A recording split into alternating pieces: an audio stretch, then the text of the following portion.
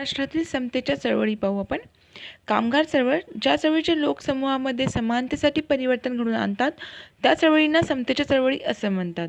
11 जुलै 1851 भारतात पहिली भारतीय बालकीची कापड गिरणी मुंबईमध्ये कुर्ला येथे नानाभाई कावसजी दावर यांनी सुरू केली होती. कधी सुरू केली होती? 11 एप्रिल 1851 डेट महत्त्वाची आहे. कोणी सुरू केली होती? नानाभाई कावसजी दावर यांनी 11 जुलै 1851 1885 महाराष्ट्रामध्ये एकूण 73 कापड गिरण्या होत्या. कामगार चळवळीच्या उदयाची कारणे काय काय आहेत तर मुंबई येथे कामगार चळवळीचा जन्म झाला होता. मुंबईतील गिरणी मालकांनी बॉम्बे मिल्स ओनर्स असोसिएशन ही संघटना स्थापन केली होती 1876 मुंबई रॉयल मिलचा अधिकारी ब्राऊनने सरकारला कळवले की स्त्रिया व 12 वर्षाखालील मुलांची पिळवणूक होत आहे, म्हणून फॅक्टरी ॲक्ट करणे गरजेचे आहे. कोणी म्हटलं होतं असं? ब्राऊनने. 23 मार्च 1875 मुंबईचे कलेक्टर आबुर्थनॉट यांच्या अध्यक्षतेखाली पहिला फॅक्टरी ॲक्ट कमिशन नियुक्त करण्यात आला होता. आबुर्थनॉट यांच्या अध्यक्षतेखाली. यामध्ये मंगलदास नथुबाई, दिनशा पेटीट, मोरारजी गोकुळदास हे गिरणी मालक होते. अहवाल सरकारला सादर केला पण सरकारने मंजुरी काही दिली नाही. 1779 दुष्काळ पडला होता, त्यामुळे मोठ्या प्रमाणामध्ये कामगारांचे हाल होऊ लागले होते. परिणामी 1881 पहिला फॅक्टरी ॲक्ट मंजूर झाला होता. कामगार चळवळीचे जनक कोणाला म्हणतात? नारायण मेघाजी लोखंडे यांना म्हणतात. यांचा जन्म झाला होता 1848 ठाण्यामध्ये. मूळ गाव आहे पुणे. खेड तालुका कणेरसरमध्ये. 1884 बॉम्बे मिल्स अँड असोसिएशन ही त्याच्यातली पहिली कामगार संघटना स्थापन केली होती. कधी? 1884 23 सप्टेंबर 1884 डेट महत्त्वाची. पहिली सभा झाली होती मुंबई परळ येथे. यावेळी अध्यक्ष बनले होते लोखंडे आणि 4000 कामगार मात्र उपस्थित होत्या. 4000.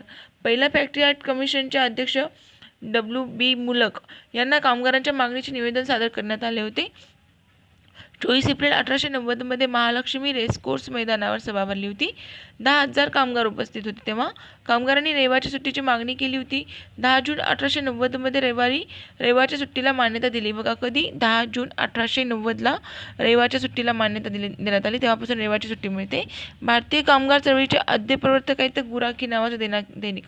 ओके, भारतीय कामगार चळवळीचे आद्य प्रवर्तक म्हणून गुराखी नावाचं दैनिक काढण्यात आलं होतं.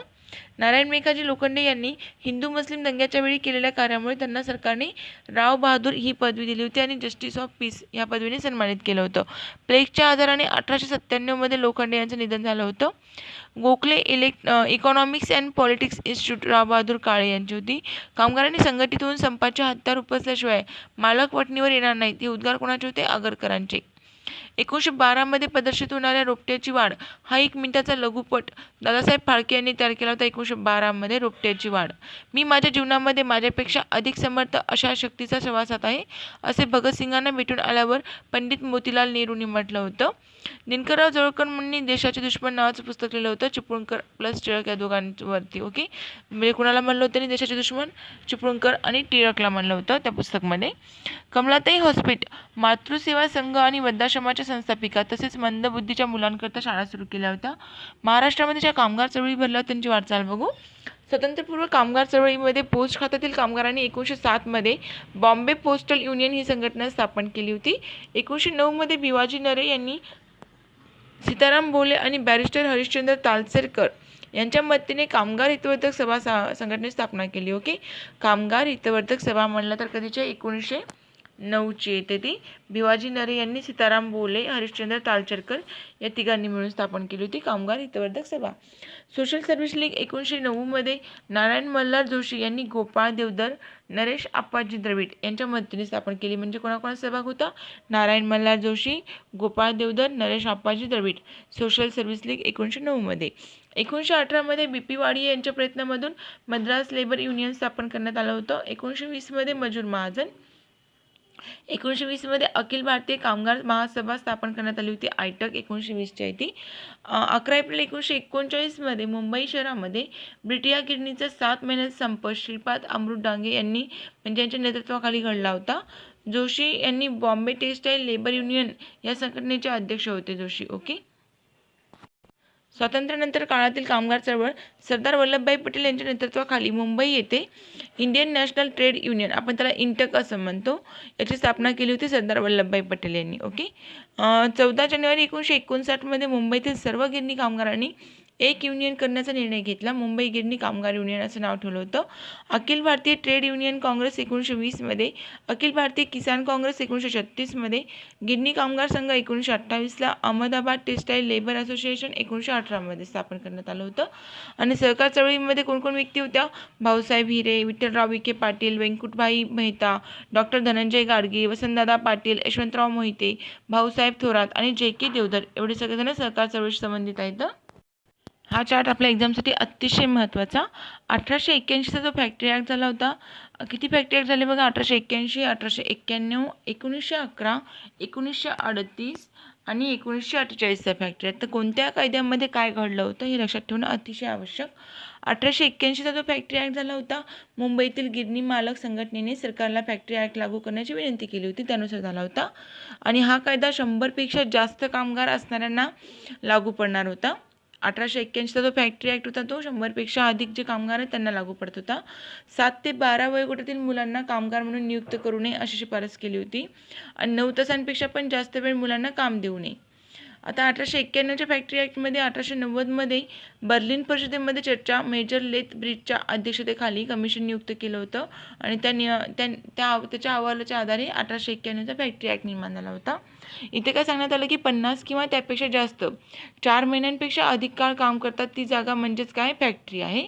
स्त्रियांसाठी कामाचे तास ठेवण्यात आले होते 11 आणि 1 ते 1.5 त्यांना विश्रांती दिली होती. ओके, 1891च्या फॅक्टरी ॲक्टने. सकाळी 6 पूर्वी संध्याकाळी 6:30 नंतर कोणतेही काम लावू नये. आठवड्याची सुट्टी रविवारची ठेवावी हे पण सांगण्यात आलं होतं की आठवड्याची रविवारची सुट्टी 1891चा फॅक्टरी ॲक्ट. नंतर 1911च्या फॅक्टरी ॲक्टमध्ये स्मिथ कमिशनच्या अहवालावर आधारित होती. Smith commission. मुलांच्या कामाचे तास 6 करण्यात आले होते, 6 तास. स्त्रियांच्या कामावर रात्रपाळीची बंदी केली होती, रात्री काम करण्यास बंदी होती. आणि पुरुषांच्या कामाचे तास हे 12 तास केले होते. ओके, पक्की. आता 1938चा बालमजुरीचा कायदा होता. यामध्ये रेल्वे व गोदीमध्ये न्याण करण्यासाठी 15 वर्षाखालील मुलांना या कायद्याने बंदी घातली होती, 15 वर्षाखालील. 1939मध्ये आगपेटीच्या व्यवसायामध्ये 12 वर्षाखालील मुलांना कामावर घेण्यास बंदी घालण्यात आली होती. आणि जो 1948चा फॅक्टरी ॲक्ट होता त्यामध्ये 10 किंवा त्यापेक्षा जास्त कामगार असणाऱ्या कारखान्यात कायदा लागू होत होता, 10 किंवा त्यापेक्षा जास्त. यांत्रिकी शक्ती नसलेल्या कारखान्यामध्ये कामगारांची मर्यादा 20 एवढी ठेवली होती. सर्व कारखान्यामध्ये दररोज 8 तासाचे आठवड्याचे एकूण असे 48 तास ठेवले होते. आणि 14 वर्षाखालील मुलांना कामावर ठेवू नये. 5 स्त्रियांना 8 तासापेक्षा अधिक वेळ काम देऊ नये व संध्याकाळी 7 नंतर कामास बंदी. 500पेक्षा जास्त कामगारांची संख्या असलेल्या कारखान्यामध्ये कामगारांच्या आरोग्याकडे लक्ष देण्यासाठी एक कामगार कल्याण अधिकारी नियुक्त करण्यात आला होता 1948च्या फॅक्टरी ॲक्टनुसार. ओके. 1881चा जो फॅक्टरी ॲक्ट झाला होता तो गिरणी मालकाच्या संघटनेच्या म्हणजे विनंतीवरून झाला होता. 1891चा बर्लिन परिषदेमध्ये चर्चा झाली होती, लेथ ब्रिजच्या अध्यक्षतेखाली झाला होता. 1911चा स्मिथ कमिशनच्या अहवालानुसार. 1938चा होता रेल्वेच्या बोगद्यामध्ये मुलांवर बंदी केली होती 15 वर्षाखालील. आणि 1948चा जो होता त्याच्यामध्ये 10 किंवा त्यापेक्षा पण जास्त जे कामगार असतील त्यांना कारखान्यामध्ये लागू होत होतं त्या कारखान्यासाठी. ओके, अशा प्रकारे हे चार्ट आपल्यासाठी अतिशय महत्त्वाचा आहे. 1948मध्येच किमान वेतन कायदा बनला होता आणि असंघटित उद्योगधंद्यामध्ये निश्चित करण्यात आलं होतं. ओके, 13 असंघटित उद्योगधंद्यामध्ये निश्चित केलं होतं. दलित चळवळी बघू आता आपण. आंबेडकर पूर्व दलित चळवळी, यामध्ये महात्मा फुले सर्वात अगोदर. अस्पृश्यांचा प्रश्न सोडवण्यासाठी संपूर्ण समाज रचनेची पुनर्मांडणी करणे हा विचार सर्वात पहिल्यांदा महात्मा फुलेंनी मांडला होता. 1852मध्ये पुण्यामध्ये अस्पृश्यांसाठी पहिली शाळा सुरू केली होती. 1868मध्ये पिण्याचा हौद अस्पृश्यांना खुला केला होता.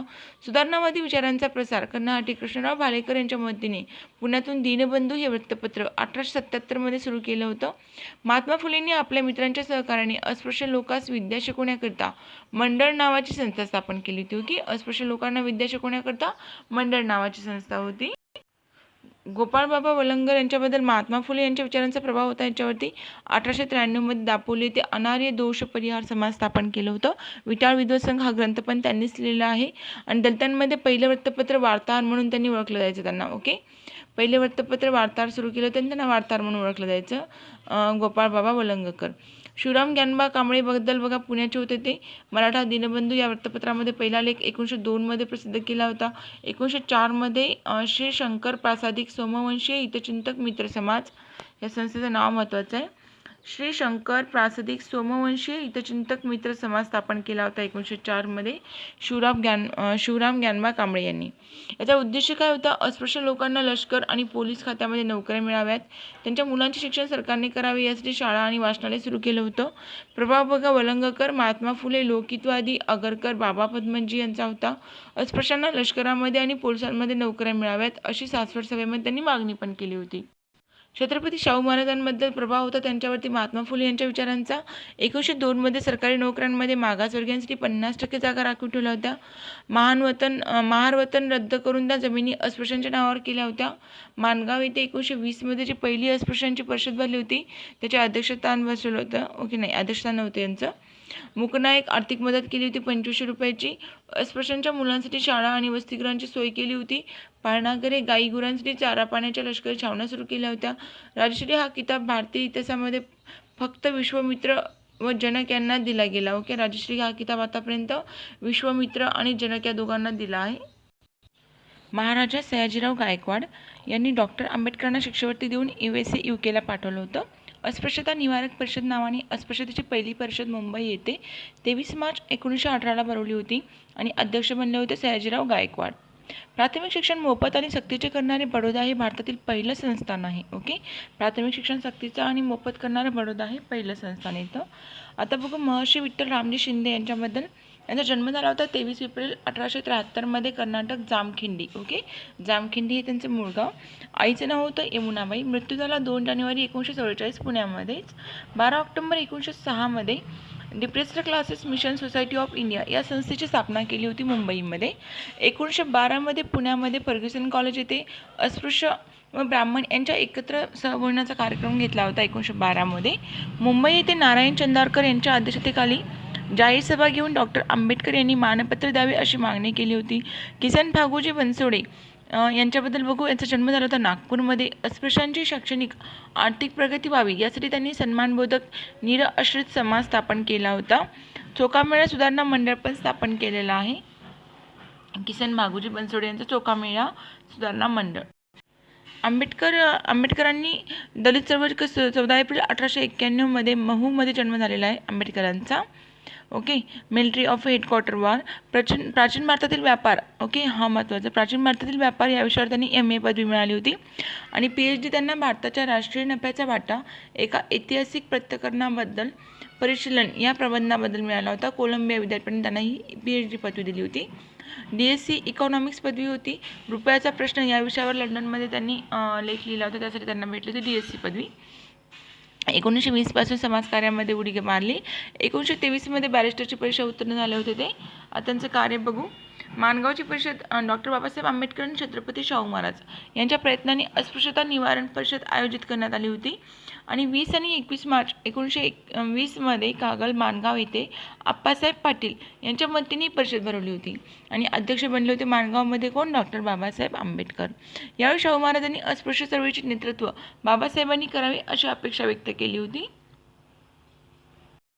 बहिष्कृत हितकारणी सभा 1924 मध्ये स्थापना झाली होती. 9 मार्च 1924 ला समाजसेवकांची बैठक दामोदर ठाकरसी सभागृह परळ मुंबई येथे बोलवली. सभेतील ठरावानुसार 20 जुलै 1924 मध्ये बहिष्कृत हितकारणी सभा स्थापन झाली होती. डॉक्टर बनले होते, अध्यक्ष डॉक्टर आंबेडकर बनले होते आणि सेक्रेटरी सीताराम शिवतकर. उद्दिष्ट काय होते याचं? समाजामध्ये जागृती निर्माण करणे, मानवी हक्कांचे संरक्षण करणे, शिक्षण देणे, आर्थिक स्थिती सुधारणे आणि ब्रीदवाक्य होतं बहिष्कृत हितकारणी सभेचं, शिका, संघटित व्हा आणि संघर्ष करा. 20 जुलै 1924 मध्ये बहिष्कृत हितकारणी सभा बघा चार्ट. 20 जुलै 1924 मध्ये बहिष्कृत हितकारणी सभा. 20 मार्च 1927 ला महाड 14 तळे सत्याग्रह. हा क्रम लक्षात ठेवावा लागेल, घटनाक्रम. 25 डिसेंबर 1927 ला मनुस्मृती ग्रंथ दहन झालं होतं आणि 3 मार्च 1930 ला काळाराम मंदिर प्रवेश. सर्वात अगोदर 1924 मध्ये बहिष्कृत हितकारणी सभा स्थापन केली. नंतर मग महाड 14 तळे सत्याग्रह केला 1927 मध्ये 20 मार्चला महाड आणि मग महाड नंतर नाही का तळेनंतर काय केलं? 25 डिसेंबर 1927 ला मनुस्मृती ग्रंथ दहन केला होता आणि मग 3 मार्च 1930 मध्ये काळाराम मंदिर प्रवेश केला. आता सत्याग्रह कोणते कोणते केले बघू. महाडचा 14 तळे सत्याग्रह मुंबई कायदा मंडळामध्ये सीताराम बोले यांनी 4 ऑगस्ट 1923 मध्ये सार्वजनिक ठिकाणी अस्पृश्यांना मुक्त संचार असावा या अर्थाचा कायदेवजा ठराव मांडला होता आणि तो मंजूर झाला होता. 11 सप्टेंबर 1923 सरकारने आदेश पण काढला होता, पण त्याचा काहीच उपयोग झाला नाही. 19 आणि 20 मार्च 1927 महाड येथे सभेचं अधिवेशन घेतलं आणि याच वेळी 14 तळ्यावर सर्व प्रतिनिधींनी जाऊन पाणी पिण्याचं ठरवलं होतं. आंबेडकरांच्या नेतृत्वाखाली महाडच्या 14 तळ्यावर जाऊन पाणी प्राशन करण्यात आलं होतं. मनुस्मृती ग्रंथांचे दहन बघा, आता यामुळे काय झालं, अस्पृश्य वर्गाचं मनोबल वाढलं होतं. 25 आणि 26 डिसेंबर 1927 सत्याग्रह परिषद आयोजित करण्यात आली होती आणि या परिषदेचे स्वागत अध्यक्ष बनले होते दीपू संभाजी गायकवाड यांनी निर्णय काय घेतला होता, मग मनुस्मृती या हिंदू धर्मग्रंथाचे दहन करणे आणि दहन 25 डिसेंबर 1927 मनुस्मृती ग्रंथाचं दहन केलं होतं. आता काळाराम मंदिर प्रवेश सत्याग्रहामध्ये काय घडलं होतं, असा निर्णय का बरं घेतला होता यांनी की अस्पृश्य हिंदू धर्माचा घटक असूनही त्यांना काळाराम मंदिरात का बरं प्रवेश घेतला देत नव्हतं त्यांनी. त्यामुळे 3 मार्च 1930 बाबासाहेबांच्या नेतृत्वाखाली नाशिक शहरामध्ये 8,000 ते 10,000 नागरिक जमा झाले होते आणि 1934 हा सत्याग्रह चालूच राहिला होता. 1930 साली नाशिक येथील अस्पृश्यांना प्रवेश देण्यासाठी डॉक्टर बाबासाहेब आंबेडकर यांनी हा सत्याग्रह केला होता. ओके, आता शैक्षणिक कार्य बघू. डिप्रेस्ड क्लासेस मिशन वीरा शिंदे यांचं आहे. डिप्रेस्ड क्लासेस मिशन एज्युकेशन सोसायटीची स्थापना 1928 करण्यात आली होती. 1945 मुंबईमध्ये पीपल्स एज्युकेशन सोसायटीची स्थापना करण्यात आली होती आणि या संस्थेचे सिद्धार्थ कॉलेज मुंबईमध्ये सुरू केलं होतं. त्याचबरोबर 1950 मिलिंद कॉलेज औरंगाबादमध्ये सुरू करण्यात आलं होतं. 1945 20 विद्यार्थ्यांची पहिली तुकडी उच्च शिक्षणासाठी त्यांनी USA व UK ला पाठवली होती. दलित समाजाला इतर समाजाबरोबर आणण्यासाठी घटनेमध्ये कलम 46 नमूद करण्यात आली होती.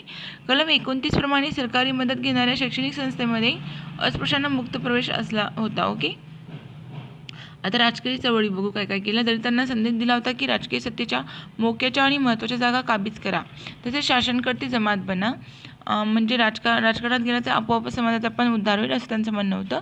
साऊथ बोरो कमिटी होती 1919ची. राजकीय हक्क देण्यासाठी ब्रिटिश सरकारने लॉर्ड साऊथबरोच्या अध्यक्षतेखाली मतदान कमिटी भारतामध्ये आणली होती 1919 अस्पृश्यांना राजकीय हक्कांची मागणी करण्यासाठी सरकारने वीरा शिंदे, डॉक्टर बाबासाहेब आंबेडकर यांची निवड केली होती आणि मागण्यांमध्ये मतदानाचा हक्क, उमेदवारीचा हक्क, अस्पृश्यांसाठी स्वतंत्र मतदारसंघ ह्या 3 मागण्या प्रमुख होत्या. अस्पृश्यांच्या हक्कांचा जाहीरनामा 1927 सायमन कमिशनला 2 खलेते पाठवले होते. ओके, 1927 एक होता अस्पृश्यांच्या हक्कासंबंधीचा आणि दुसरा होता मुंबई प्रांतामध्ये कोणते राजकीय हक्क असले पाहिजे याबाबतचा. सायमन कमिशनने राजकीय हक्क द्यावेत अशी शिफारस केली होती. याला विरोध करून डॉक्टर आंबेडकरांनी 19 मार्च 1928 मुंबई कायदेमंडळामध्ये महार वतन बिल मांडलं होतं. ओके, सायमन कमिशनने राजकीय हक्क द्यावेत याची शिफारस केली होती त्याला विरोध करून. महार वतन बिल मग कधीचं येतं, 1928. महारांची याच्यामध्ये काय होतं, महारांची गुलामगिरीतून मुक्तता करणे आणि महार वतन खालसा करून त्यांना त्यांच्या इच्छेप्रमाणे काम आणि वेतन ठरवण्याचा अधिकार होता द्यावा अशी म्हणजे त्यांनी हे केले होते त्याच्यामध्ये नमूद. ओके, गोलमेज परिषद आणि पुणे कराराबद्दल बघू. स्वतंत्र मतदारसंघाला विरोध केल्यामुळे 20 सप्टेंबर 1932 पुणे येरवडा कारागृहामध्ये गांधींनी अमर उपोषण सुरू केलं होतं. त्यांना स्वतंत्र मतदारसंघ पाहिजे नव्हतं. 24 सप्टेंबर 1932 पुण्यामध्ये पुणे करार झाला होता आणि पुणे करारानुसारच अस्पृश्यांना स्वतंत्र मतदारसंघाऐवजी मग संयुक्त मतदारसंघ आणि 18% राखी जागा म्हणजे प्रांतिकसाठी 148 जागा ठेवण्याचा निर्णय झाला होता. राजकीय पक्षाची स्थापना बघा. 15 ऑगस्ट 1936 स्वतंत्र मजूर पक्ष स्थापन करण्यात आला होता. 1937च्या निवडणुकीमध्ये 13 जागा जिंकल्या होत्या या पक्षाने आणि 1935 येवल्यामध्ये म्हणजे नाशिकमध्ये, येवला कुठे तर नाशिकमध्ये, तिथे डॉक्टर बाबासाहेब आंबेडकरांनी कशी घोषणा केली होती, मी हिंदू म्हणून जन्मलो तरी हिंदू म्हणून मरणार नाही असं म्हटलं होतं 1935. 14 ऑक्टोबर 1956 नागपूर बौद्ध धर्माची दीक्षा घेतली होती. 18 जुलै 1942 शेड्युल्ड कास्ट फेडरेशनची स्थापना करण्यात आली होती 1942. 1957 रिपब्लिकन पक्ष त्यांच्या अनुयायांनी स्थापन केला होता. 6 डिसेंबर 1956 महापरिनिर्वाण दिन झाला. ओके, डॉक्टर बाबासाहेब आंबेडकरांचा मृत्यूदिन 6 डिसेंबर 1956. आंबेडकरांनंतरची दलित चळवळ बघूया आपण आता. 3 ऑक्टोबर 1957 शेड्युल्ड कास्ट फेडरेशन बरखास्त केलं गेलं आणि एन शिवराज यांच्या अध्यक्षतेखाली अखिल भारतीय रिपब्लिकन पक्ष स्थापन केला. रिपब्लिकन पक्षाच्या वतीने दादासाहेब गायकवाड यांच्या नेतृत्वाखाली भूमिहीनांचा सत्याग्रह घडवून आणला होता आणि त्यामुळे असंख्य दलित आणि भूमिहीनांनी सरकारी पडीक जमिनी मिळू लागल्या होत्या. बाबूराव बागुल यांनी जेव्हा मी जात चोरली हे बुक लिहिलं होतं. ओके, बाबूराव बागुल यांनी काय म्हटलं होतं, जेव्हा मी जात चोरली हे बुक लिहिलं होतं. दलित पॅंथरची स्थापना झाली आहे 9 जुलै 1972. या पॉईंटमध्ये एक ना एक लाईन महत्त्वाची लक्षात ठेवावीच लागेल. ओके, कशावरती क्वेश्चन येऊ शकतो. कारण इथे बघा एकही पॉईंट असं अनवॉन्टेड नाही आहे, सगळेच पॉईंट कसे एकदम इम्पॉर्टंट आहेत. मराठवाडा विद्यापीठ नामांतरण आंदोलन. मराठवाडा विद्यापीठास डॉक्टर बाबासाहेब आंबेडकरांचे नाव देण्यात आलं होतं, म्हणजे देण्यात यावं म्हणून 1977 पासून नामांतरण चळवळ सुरू झाली होती. प्रथम मागणी दलित प्रांताचे सरचिटणीस गंगाधर गाडे यांनी 7 जुलै 1977 मध्ये केली होती. ओके, मराठवाडा विद्यापीठाला डॉक्टर बाबासाहेब आंबेडकरांचे नाव देण्यासाठी प्रथम मागणी कोणी केली होती? दलित पॅंथरची स्थापना झाली होती 1972 मध्ये. त्यांचे सरचिटणीस होते गंगाधर गाडे यांनी 1977 पासून केली होती. विद्यार्थी आंदोलनाच्या दबावामुळे 18 जुलै 1977 मध्ये मराठवाडा विद्यापीठाच्या कार्यकारिणीने नामांतराचा ठराव एकमताने मंजूर केला. शरद पवार मुख्यमंत्री असताना विधानसभा आणि विधान परिषदेमध्ये नामांतरण ठराव संमत झाला होता. ठरावानंतर आंदोलनाने बघा संमती दिंडी निघाली होती, लॉंग मार्च, जेल भरो आंदोलन, विधानसभेवर मोर्चे. या पार्श्वभूमीवर मुख्यमंत्री शरद पवार यांनी 13 जानेवारी 1994 रोजी दूरदर्शनवरून मराठवाडा विद्यापीठाचे डॉक्टर बाबासाहेब आंबेडकर मराठवाडा विद्यापीठ असे नामविस्तार झाल्याचे घोषित केले होते. कोणी केलं होतं? शरद पवार यांनी.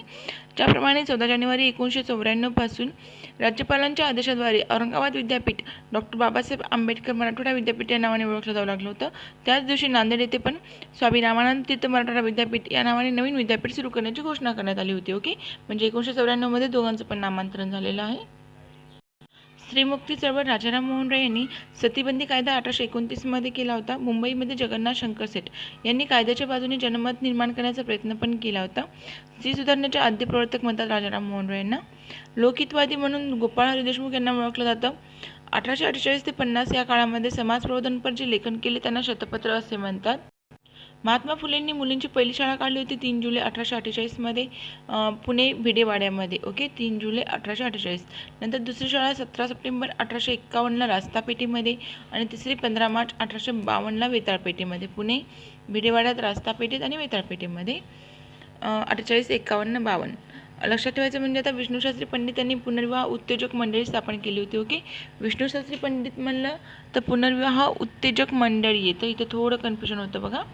पुनर्विवाह उत्तेजक मंडळी म्हणलं तर विष्णुशास्त्री पंडित, आणि महर्षी कर्वे म्हणलं तर विधवा विवाह उत्तेजक मंडळी आहे. ओके, महर्षी कर्वे यांची.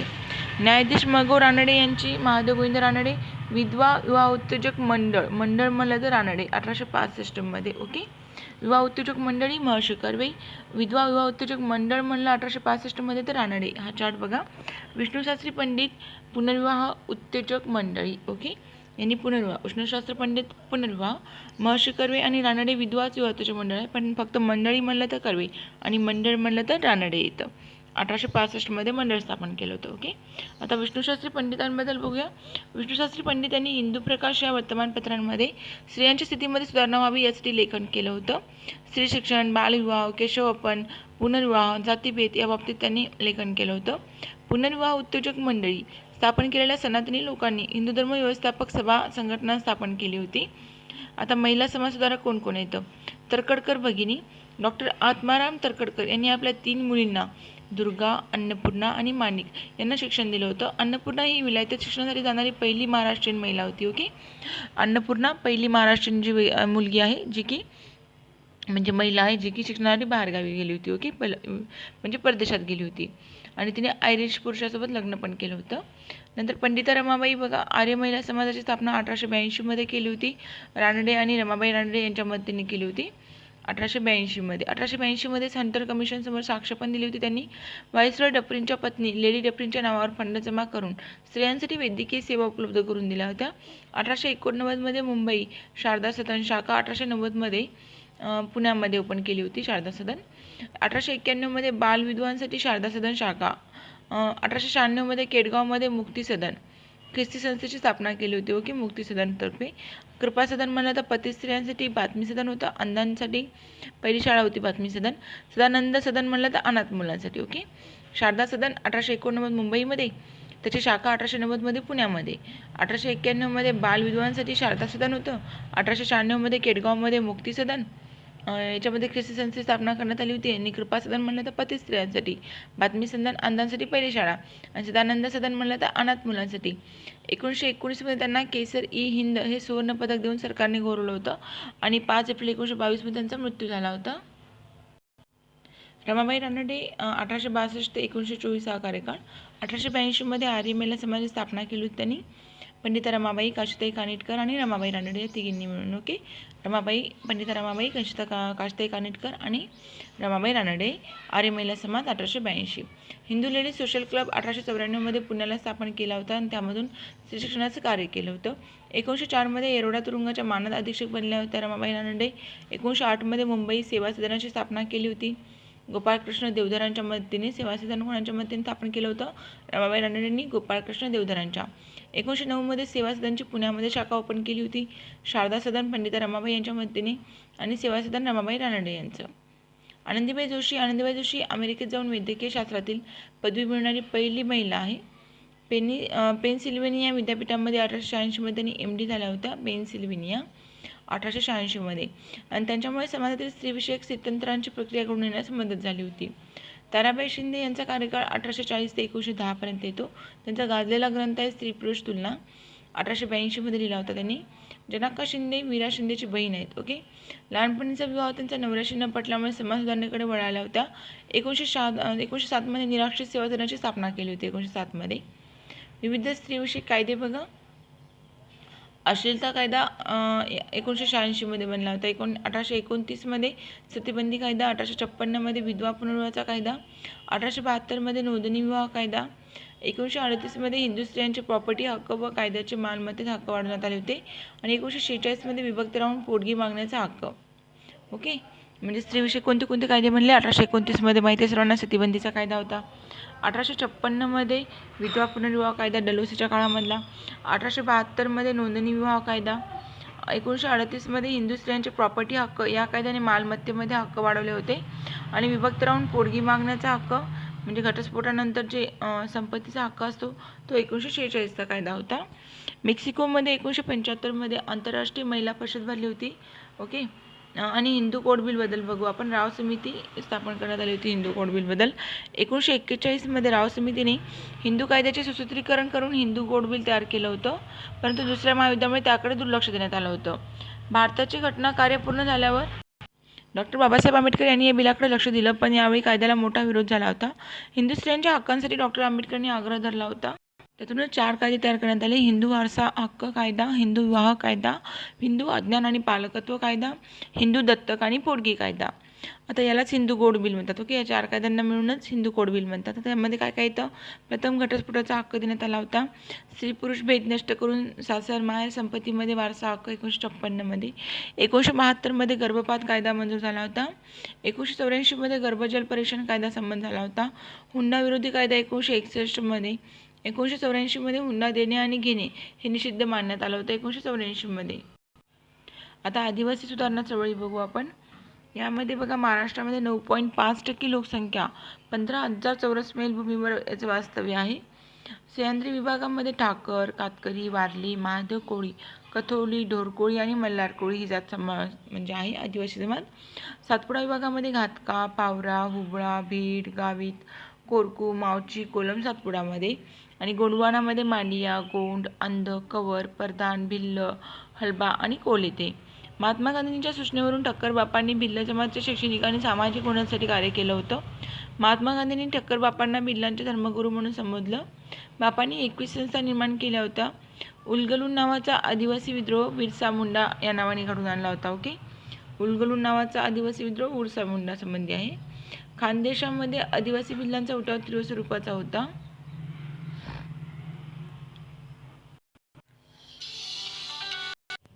आदिवासी संदर्भामध्ये कुणी कार्य केलं बघू. बाळासाहेब केर यांनी ठाण्यामध्ये वारली समाजात कार्य केलं होतं.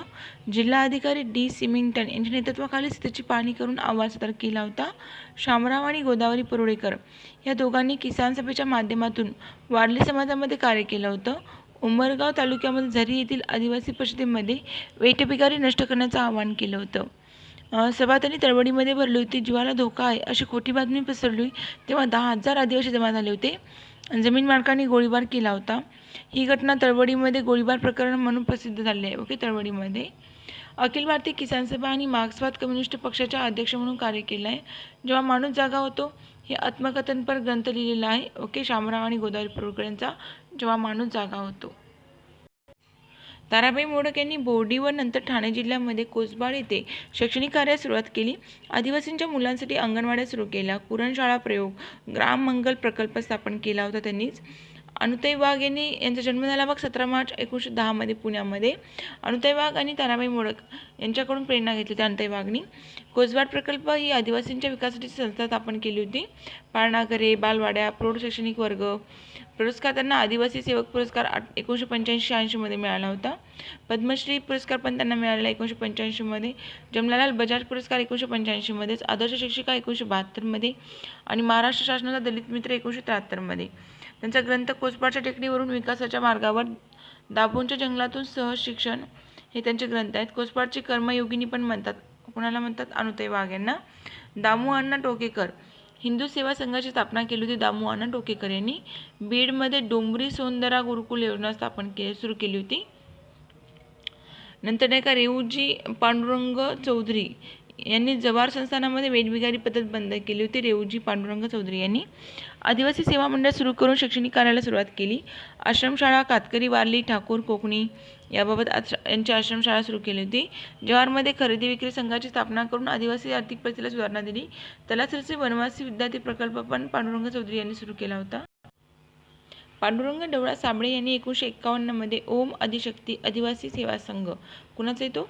पांडुरंग ढवळा साबळे 1951 मध्ये आदिशक्ती आदिवासी सेवा संघ स्थापन करून मुंबई येथील सिमेंट कंपनीमध्ये कामगार आणि मुलुंड येथे आदिवासींना एकत्र केलं. आदिवासी सेवा मंडळ आदिवासींच्या मुलांसाठी रात्रीच्या शाळा सुरू केल्या होत्या. आदिवासी कल्याण केंद्र महाराष्ट्र ही संघटना स्थापन करून सामाजिक व आर्थिक जागृती करण्याचा प्रयत्न केला होता. बापूजी कृष्णाजी देशमुख आदिवासी समाजामध्ये भगत आणि त्यांच्या बंधुगिरीवर सर्वात पहिल्यांदा आवाज उठवला होता. देशमुखांच्या भूमिकेमुळे अखिल भारतीय आदिवासी परिषद स्थापन करण्यात आली होती. मारुती शिवराम बांडे यांनी आदिवासीच्या आश्रयाचे स्थान म्हणजेच मारुती शिवराम बांडे.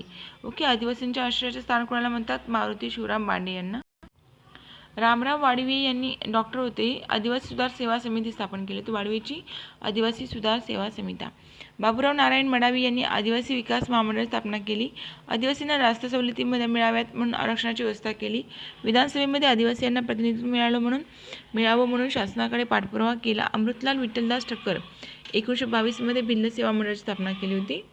महादेव गोपाळ कडू यांनी ठाणे जिल्ह्यामध्ये प्रशिक्षण प्रसारक मंडळ स्थापना केली. आदिवासी समाज उन्नती संघाची पण स्थापना केली. आदिवासी विकासाचे प्रयत्न बघा. सुखदेव बाबूराव उईके उर्फ बाबूजी उईके यांनी जंगल बचाव मानव बचाव आंदोलन सुरू केलं होतं. सुखदेव यांनी आम्ही आमच्या आरोग्यासाठी नावाची आरोग्यविषयक संस्था स्थापन केली होती सुखदेवनी. रामचंद्र चिमाजी जंगले यांनी आदिवासी युवक क्रांती दल, गडचिरोलीमध्ये देवाजी तोफा, मेनालिका या गावाच्या माध्यमातून आमच्या गावात आम्ही सरकार अशी घोषणा देऊन जंगलामध्ये आदिवासींचे पारंपरिक हक्क सिद्ध करण्याचा प्रयत्न केला.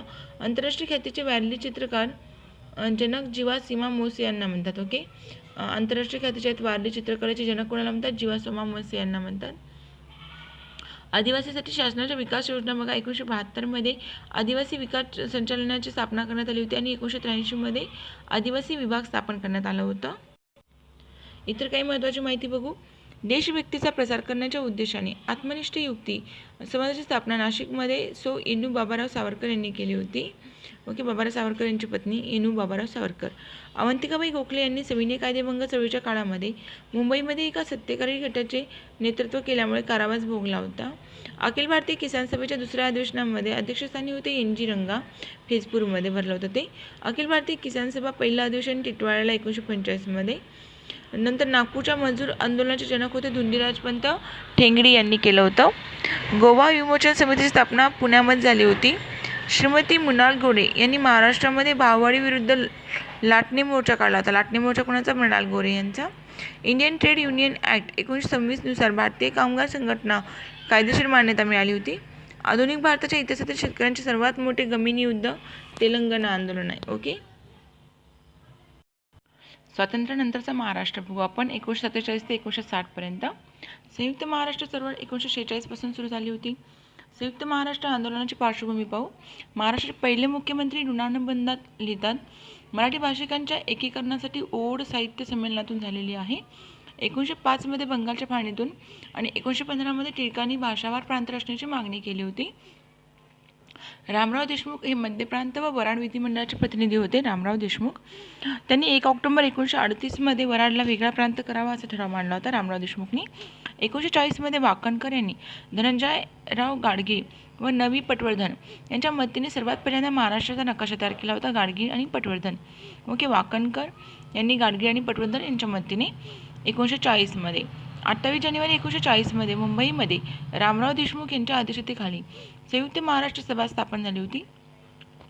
महाविदर्भ व्हावे असे लोकनायक बापूजी आणि यांनी म्हटलं होतं. यांना वाटत होतं महाविदर्भ व्हावा असं कोणाला? लोकनायक बापूजी आणि यांच्यामध्ये एकच भाषा बोलणाऱ्याचे 2 प्रांत झाले तर काही बिघडणार नाही. एकीकरणामागील तात्विक भूमिका मराठी भाषा बोलणाऱ्यांच्या संयुक्त महाराष्ट्र का आणि कशासाठी याचं तर्कशुद्ध विवेचन धनंजय गाडगीळ यांनी स्पष्ट केलं आहे. एक इतिहास, एकच भाषा, लोकांकरिता, धार्मिक परंपरा आणि ग्रामरचना हे सर्व त्यांचे बुक आहे धनंजय गाडगीळ यांचे. सर्वात म्हणजे आपण संयुक्त महाराष्ट्र आंदोलनाचे टप्पे बघू आपण. संयुक्त महाराष्ट्र आंदोलन आणि माडगुळकर यांच्याबद्दलचं दैनिक तरुण भारतमध्ये त्यांनी लिहिलं होतं. आंध्राचे पट्टाभी सिद्धरामय्या व कर्नाटकचे रंगराव दिवाकर आपल्या प्रांतासाठी जसे झटले आहेत तसे शंकरराव देव महाराष्ट्रासाठी झगडत नव्हते ही त्यांची उदासीनता चीड आणणारी होती. या विषयावर 12 जुलै 1942मध्ये माडगुळकर यांनी महात्मा गांधीशी पत्रव्यवहार केला आणि उत्तरामध्ये महात्मा गांधींनी संयुक्त महाराष्ट्र कल्पनेला पाठिंबा दिला होता, पण मुंबई महाराष्ट्रात सामील करण्यासाठी विरोध केला होता. आणि 1946मध्ये बेळगावमध्ये मराठी साहित्य संमेलन झालं होतं तेव्हा माडगुळकर यांनी आपल्या संपूर्ण भाषणामध्ये संयुक्त महाराष्ट्रावरच भर दिला होता. 1946च्या बेळगाव येथील पहिल्यांदा साहित्य संमेलन झालं होतं. तेव्हा संमेलनामध्ये 2 महत्त्वपूर्ण ठराव संमत झाले होते.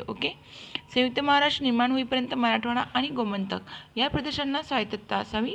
संयुक्त महाराष्ट्राची प्रांतरचना करताना त्याच्या 4ही सीमेवर बेळगाव, कारवार, गुलबर्गा, आदिलाबाद, बिदर, बालाघाट, छिंदवाडा, बैतूल, निमाड ह्या जिल्ह्यांची मिश्र वस्ती आहे. त्यातील कायम रहिवासी असणाऱ्या जनतेचा कोल प्रौढ व गुप्त मतदान पत्रिकेने घेऊन ते भाग कोणत्या प्रांतात घालवायचे ते त्यांनी ठरवायचं. याशिवाय याच संमेलनामध्ये संयुक्त महाराष्ट्र समिती पण स्थापन करण्यात आली होती. संयुक्त महाराष्ट्र समितीची स्थापना बेळगाव संमेलनामध्ये 12 मे 1946मध्ये संयुक्त महाराष्ट्र समिती 12 मे 1946ची. आणि यामध्ये कोण कोण सदस्य होतं? केशवराव जेदे, माडगुळकर, पोद्दार, शंकरराव देव आणि नवरे. आता उद्देश होता भाषावर प्रांत रचनेनुसार अजून महाराष्ट्रामध्ये सामील न झालेला भाग जोडणे, लोकसत्ताक आणि समाजवादी महाराष्ट्र स्थापन करणे, सामाजिक, आर्थिक आणि राजकीय समता स्थापन करणे आणि समितीने पुरस्कृत केलेले कार्यक्रम राबवणे. साधने काय होती की लोकशाही पद्धतीने शांततामय साधनांचा उपयोग करणे, सहकार आणि समाजवाद यांच्या जनतेला शिक्षण देणे. समितीची पहिली बैठक झाली होती 15 दिवसानंतर पुणे येथे भरली होती. समिती स्थापन झाल्यानंतर तिथे निर्णय घेण्यात आला की 2 महिन्यांमध्येच परिषद बोलण्यात येईल आणि मग त्याचप्रमाणे संयुक्त महाराष्ट्र परिषद बोलवली. पुण्याच्या बैठकीत ठरल्याप्रमाणे 28 जुलै 1946ला मुंबई येथे शंकरराव देव यांच्या अध्यक्षतेखाली महाराष्ट्र एकीकरण परिषद भरली होती. कुणाच्या अध्यक्षतेखाली? शंकरराव देव. 1946मध्ये महाराष्ट्र एकीकरण परिषद आणि यामध्ये संयुक्त महाराष्ट्र परिषद स्थापना झाली होती. संयुक्त महाराष्ट्र परिषद त्यामध्ये महाराष्ट्र एकीकरण परिषदेमध्ये स्थापना झाली होती. परिषदेचे संमत केलेले ठराव काय काय होते? सर्व सलग मराठी भाषिक प्रांताचा शक्य तितक्या लवकर एक प्रांत तयार करताना मुंबई पण असली पाहिजे. मध्य प्रांतासाठी मराठी भाषिक, मराठवाडा आणि गोमंतक यांचा समावेश करावा. 14 एप्रिल 1947मध्ये जळगावमध्ये परिषदेचे अधिवेशन झाले होते. दार कमिशन आहे 1948चं. 17 जून 1948मध्ये अलाहाबाद उच्च न्यायालयाचे मुख्य न्यायाधीश होते एस के दार यांच्या अध्यक्षतेखाली विधानसभेच्या अध्यक्षांनी दार आयोग नेमला होता. 10 डिसेंबर 1948ला दार कमिशनने अहवाल प्रसिद्ध केला आणि त्यामध्ये काय शिफारशी केल्या होत्या की भाषिक राज्य निर्माण करण्याची वेगळी वेळ नाही आहे. भाषावार प्रांतरचना ही भारताच्या ऐक्यास आणि एकात्मतेच मारक ठरेल. अकोला करार झाला होता 8 ऑगस्ट 1947मध्ये. अकोला करार कधीचा? 8 ऑगस्ट 1947ला. दार कमिशन पुढे मराठी भाषिक प्रांतरचनेची मागणी एकमुखाने स्पष्ट व नेमकेपणाने मांडण्यासाठी निवडक कार्यकर्त्यांची अकोला येथे बैठक झाली होती. यामध्ये शंकरराव देव, कन्नमवार, धनंजय गाडगीळ, प्रमिला ओक, माडगुळकर हे उपस्थित होते. विदर्भामध्ये नेत्यांच्या मनामध्ये महाराष्ट्र एकीकरणाबाबत विश्वास निर्माण व्हावा याची काळजी घेण्यात आली होती. 8 ऑगस्ट 1947ला अकोला करार संमत करण्यात आला होता. करारामध्ये काय काय होतं? संयुक्त महाराष्ट्र असा एकच प्रांत असावा, त्यामध्ये 2 उपप्रांत, एक म्हणजे मध्य प्रांत वराडमधील मराठी भाषिकांचा आणि उर्वरित महाराष्ट्राचा. आणि निवडणुका कशा स्वतंत्रपणे घेण्यात याव्या. या प्रत्येक अलग कायदेमंडळ असावं आणि मंत्रिमंडळ पण अलग असावं. लोकसंख्येच्या प्रमाणात प्रतिनिधी असावे. उपप्रांताची उच्च न्यायालय स्वतंत्र असावीत. विशिष्ट बाबींसाठी संपूर्ण प्रांताचं खास न्यायालय असावं. प्रांतासाठी एक पब्लिक सर्व्हिस कमिशन असावं. अकोला बैठकीमध्ये ठरवल्याप्रमाणे संयुक्त महाराष्ट्राची निर्मिती करणे अशक्य झाल्यास महाविदर्भ स्वतंत्र प्रांत निर्माण करण्यात यावा. JVP समिती 29 डिसेंबर 1948 29 डिसेंबर 1948ला काँग्रेसच्या जयपूर अधिवेशनामध्ये दार कमिशनचा अहवाल नाकारला गेला. भाषावार प्रांत रचना निर्माण करण्याचा अभ्यास करण्यासाठी नवीन समिती नेमली होती आणि JVP संयुक्त महाराष्ट्र मागणीला अनुकूल नव्हते. ओके, जवाहरलाल नेहरू, पट्टाभी सीतारामय्या आणि व्ही म्हणजे आपले पटेल. ओके, वल्लभभाई पटेल. 5 एप्रिल 1949 त्यांनी अहवाल सादर केला होता आणि त्यामध्ये भाषावार प्रांत रचना काँग्रेसला तत्वतः मान्य पण ही योग्य वेळ नाही असं म्हटलं होतं. मराठी भाषिकांचे महाराष्ट्र येता अवकाश बनेल पण त्यामध्ये मुंबईचा समावेश नसेल असंही म्हटलं होतं JVP समिती 1948 मधली. केवळ वराडचा वेगळा प्रांत होणार नाही, कर्नाटकातील अडचणी संपताच त्या प्रांताची निर्मिती केली जाईल. त्रावणकोर कोचीन एकत्र येणार असतील तर केरळची निर्मिती होईल. योग्य वेळ येताच आंध्राची पण निर्मिती होईल. आचार्य आत्रे यांनी मुंबई महापालिकेमध्ये मुंबईसह संयुक्त महाराष्ट्र ठराव मांडला होता आत्रेंनी आणि 50 विरुद्ध 35 मतांनी तो मंजूर झाला होता. म्हणजे मुंबई महाराष्ट्रातच असावी जनतेची इच्छा सिद्ध झाली होती. 1953 यशवंतराव मोहिते यांनी विधानसभेमध्ये संयुक्त महाराष्ट्र ठराव मांडला पण याला मोरारजी देसाईंनी विरोध केला होता. नागपूर करार झाला होता 28 सप्टेंबर 1953ला. 1953चा नागपूर करार. संयुक्त महाराष्ट्र, विदर्भ, मराठवाडा या तिन्ही विभागामध्ये प्रमुख नेते नागपूरला एकत्र आले आणि नागपूर करार झाला होता. यामध्ये बघा मुंबई, मध्य प्रदेश, हैदराबाद या राज्यातील सर्व सलग मराठी भाषिक प्रदेशाचे राज्य बनावं, मुंबई त्यांची राजधानी असावं असं म्हटलं होतं. प्रशासनासाठी 3 विभाग असतील, महाविदर्भ, मराठवाडा आणि उर्वरित भाग. लोकसंख्येनुसार प्रत्येक विभागाला शासनामध्ये स्थान दिलं जाईल. उच्च न्यायालय मुंबई आणि नागपूरमध्ये असलं पाहिजे. विकेंद्रीकरणावर भर देण्यात आला. विदर्भ आणि मराठवाड्याला सरकारी नोकरी संदर्भामध्ये योग्य प्रतिनिधित्व द्यावं. अविकसित मराठवाड्यांकडे विशेष लक्ष असावं. नागपूर ही महाराष्ट्र राज्याची उपराजधानी असावी. राज्याच्या विधिमंडळाचे दरवर्षी किमान एक अधिवेशन घेण्यात यावं. सर्व सलग मराठी प्रदेश राज्यामध्ये समाविष्ट होण्यासाठी खेडे हा घटक मानला जावा. नागपूर करारामध्ये भाऊसाहेब हिरे यांनी महत्त्वाची भूमिका बजावली होती. ओके, कोणी नाव महत्त्वाचं आहे, भाऊसाहेब हिरे यांनी. नागपूर करारावर सह्या विभागणी आहे बघा. महाविदर्भामध्ये पंजाबराव देशमुख, रामराव देशमुख, शेषराव वानखेडे, गोपाळराव खेडकर आणि राघव पाटील यांनी केली होती. पश्चिम महाराष्ट्रामधून भाऊसाहेब हिरे, यशवंतराव चव्हाण, नाना कुंटे, लक्ष्मणराव भाटकर आणि प्रभावती देवी जकातदार आणि मराठवाड्यामध्ये देवीसिंग चव्हाण यांच्याकडून सह्या करण्यात आल्या होत्या. नागपूर कराराच्या वेळी धनंजयराव गाडगे, दवा पोद्दार, दावी गोखले यांनी त्याच्यासाठी बोलावले होते पण यावर काँग्रेसचे वर्चस्व राहावे म्हणून यांनी सह्या करू दिल्या नाहीत. ओके, त्यांना सह्या मात्र करू दिल्या नाहीत. ओके, गाडगे, पोद्दार आणि गोखले यांना. म्हणजे नागपूर करारावर सह्या कोणाच्या नव्हत्या, मग गाडगे, पोद्दार आणि गोखले यांची सह्या नव्हत्या. राज्य पुनर्रचना आयोग एस फाजल अली कमिशन 29 डिसेंबर 1953 या आयोगाने संयुक्त महाराष्ट्राच्या मागणी संबंधित सर्व घटकांना आपापले म्हणणे आयोगासमोर मांडण्यास सांगण्यात आले होते. आणि शिफारशी बघा, विदर्भाचे स्वतंत्र राज्य असावं. गुजरात मराठवाड्यामध्ये मुंबईचं द्विभाषिक राज्य असावं. याला जनतेचा तीव्र विरोध झाला होता कारण संयुक्त महाराष्ट्राशिवाय अन्य कोणताही प्रस्ताव स्वीकारण्याच्या अवस्थेत जनता नव्हती. मुंबईच्या कामगार मैदानावर एक सभा झाली आणि त्यामध्ये बोलताना शंकरराव देव म्हणाले होते की महाराष्ट्रापासून मुंबई वेगळी करण्याला आपण प्राणापासून विरोध करू. महिला सहभाग बघा कोणाकोणाचा होता. सुमतीबाई गोरे, इस्मत सुगुताई, दुर्गा भागवत, तारा रेड्डी, चारुशीला गुप्ते, कमलाताई मोरे आणि सुलताना जवारी या महिला पण सहभागी होत्या. ओके, आता हे महिलांची नावं लक्षात ठेवणं आवश्यक आहे. तर बघा सरांनी ट्रिक काय दिली आहे, आपा अंतुरे सरांची ट्रिक आहे ही. गोरे मोरे. ओके, गोरे मोरे, गुप्ते, दुर्गा, तारा, कमला, सुलताना. गोरे मोरे, गुप्ते, दुर्गा, गोरे मोरे, गुप्ते, दुर्गा, तारा, कमला, सुलताना. म्हणजे आता गोरे म्हणजे सुमतीबाई गोरे. ओके, मोरे म्हणजे कोण येतं, कमलाताई मोरे. गुप्ते म्हणलं तर चारुशीला गुप्ते, दुर्गा भागवत. ओके, आणि तारा चारुशीला गुप्ते. ओके, तारा कोण आहे बाबा, सुलताना जवारी. सुलताना म्हणजे कमला बघा, कमलाताई मोरे. कमला पण आली त्याच्यामध्ये. ओके, गोरे मोरे, गुप्ते, दुर्गा, तारा, कमला, सुलताना. अवघड आहे थोडीशी, नाव थोडंफार रिपीट वाचलं तर होईल. त्रिराज्य प्रस्ताव बघा, आता मराठी जनतेचा तीव्र विरोध पाहून काँग्रेस वर्किंग कमिटीने 8 नोव्हेंबर 1955 प्रस्ताव मांडला होता. आणि याप्रमाणेच मग संपूर्ण गुजराती भाषिकाचं एकजिन्सी राज्य असावं. मुंबई शहर आणि उपनगर 160 चौरस किलोमीटर विस्ताराचे स्वतंत्र राज्य असावं. मराठवाड्यामध्ये महाराष्ट्र राज्य असावं. आणि याचा मोरारजी देसाई यांना फार आनंद झाला कारण मुंबई स्वतंत्र राज्य राहील म्हणून ते 18 नोव्हेंबर 1953 विधानसभेमध्ये त्रिराज्याचा ठराव मांडणार होते. आणि त्यांच्या विरोधामध्ये मात्र सेनापती बापट यांनी विधानसभेत मोर्चा काढला होता. मोरारजी देसाई आणि सखा पाटील यांची सभा 20 नोव्हेंबर 1955 झाली होती. सखा पाटील काय म्हणाले की महाराष्ट्राला 5000 वर्षांमध्ये पण मुंबई मिळणार नाही. वाक्य कोणी काय म्हटलं होतं बघा. सखा पाटीलनी काय म्हटलं होतं की महाराष्ट्राला 5 वर्षांमध्ये पण मुंबई मिळणार नाही. मोरारजी देसाई म्हणाले होते की मोरारजी देसाई काय म्हणाले, काँग्रेस जिवंत असेपर्यंत मुंबईची जनता महाराष्ट्रात सामील होणार नाही. आकाशात चंद्र सूर्य असेपर्यंत महाराष्ट्राला मुंबई मिळणार नाही, असं मोरारजी देसाई यांना म्हटलं होतं. जनतेचा संताप उफाळून आला आणि त्यामुळे मग जनतेने दगडफेक सुरू केला. संयुक्त महाराष्ट्र चळवळीमध्ये पहिले 15 हुतात्मे आणि त्यामुळे गोळीबाराचा निषेध म्हणून गाडगीळ यांचे विधान परिषद सदस्याचा राजीनामा पण दिला होता त्यांनी. गाडगीळ यांनी पंडित नेहरूंचा निर्णय 16 जून 1956 मध्ये मुंबई शहर केंद्रशासित प्रदेश राहील. 2 वेगळी राज्य बनली होती, विदर्भासह संपूर्ण मराठी भाषिक महाराष्ट्र आणि सौराष्ट्र प्लस कच्छ असं गुजरातमध्ये. कानडी भाषिकांचे म्हैसूर राज्य होईल. भाषिक अल्पसंख्याकांच्या संरक्षणाबाबत शिफारशी सरकारने मान्य केल्या होत्या. मोरारजी सरकारने केलेल्या गोळीबारामध्ये 106 जण हुतात्मा झाले होते. संयुक्त महाराष्ट्र निर्मितीसाठी हुतात्मा पत्कारलेल्या 106 सुपुत्रांचे हुतात्मा स्मारक मुंबईमध्ये क्लोरो फाउंटन जवळ उभारलं गेलं. संयुक्त महाराष्ट्र समितीची स्थापना बघा 6 फेब्रुवारी रोजी केशवराव जदे यांच्या अध्यक्षतेखाली पुण्याच्या टिळक स्मारकामध्ये सभा घेतली होती. 11 बिगर काँग्रेस पक्ष सामील झाले होते. सर्वांनी एकमताने संयुक्त महाराष्ट्र समिती स्थापन केली होती केशवराव जदे गेल्यानंतर. आता समितीचे अध्यक्ष बनले होते भाई श्रीपाद अमृत डांगे, उपाध्यक्ष होते नरवणे, जनरल सेक्रेटरी बनले होते SM जोशी. संयुक्त महाराष्ट्र समितीच्या स्थापनेच्या वेळेला अध्यक्ष म्हणलं तर अमृत डांगे, उपाध्यक्ष नरवणे आणि जनरल सेक्रेटरी होते जोशी. आता मराठी वृत्तपत्र आणि शाहिरांची कामगिरी. आचार्य अत्रे यांनी दैनिक मराठा दैनिक सुरू केलं होतं. अण्णाभाऊ साठे यांनी शाहिरांचा संयुक्त महाराष्ट्र निर्माणामध्ये खूप योगदान आहे. त्यांनी खूप साऱ्या म्हणजे शायरी गायल्या होत्या. अमर शेख हे शेतकरी वर्गातील कम्युनिस्ट पक्षाचे सदस्य होते.